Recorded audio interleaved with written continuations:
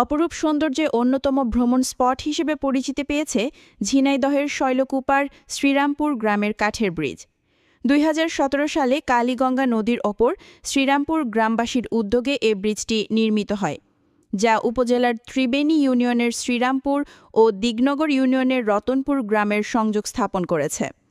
কৃষকদের চাষাবাদের সুবিধার্থে ব্রিজটি নির্মিত হলেও এটি এখন একটি জনপ্রিয় ভ্রমণ স্পট। প্রতিনিয়ত বিভিন্ন স্থান থেকে ভ্রমণ পিপাসুরা ভিড় জমান এখানকার সৌন্দর্য উপভোগ করতে। বিশেষ করে ইসলামী বিশ্ববিদ্যালয়ের শিক্ষার্থীরা প্রতিনিয়ত প্রাকৃতিক অপরূপ দৃশ্য উপভোগে এখানে ছুটে আসেন। শিক্ষার্থী ও বিভিন্ন ভ্রমণ পিপাসুদের জন্য এটি একটি মিনি পিকনিক স্পটও বটে, তাই এখানে চড়ুইভাতি কিংবা বনভোজনে মাতেন অনেকে। তাদের সুবিধার্থে গ্রামবাসীদের উদ্যোগে রান্নার চুলা, বসার ব্যবস্থা, টিউবওয়েল, নামাজঘর নির্মাণ করা হয়েছে।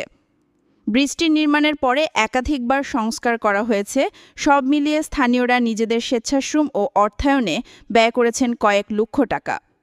বিভিন্ন ঋতুতে এ স্থান বিভিন্ন সৌন্দর্য তুলে ধরে।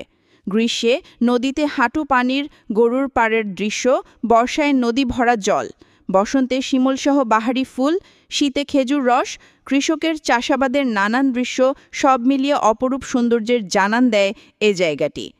যেন গ্রাম বাংলার অপরূপ সৌন্দর্যের দৃশ্য ফুটে ওঠে এখানে।